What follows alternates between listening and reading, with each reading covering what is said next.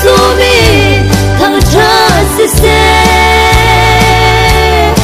agot mi fa kan chai zum tla patia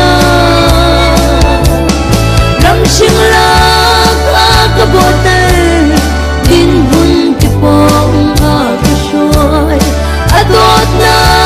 chim la phwani anun chung ria si chang se har nak le ngai chat nak ni nu lei i kir than ding e ni fa te kanun na ka chum bang ai ze se har sat nak tile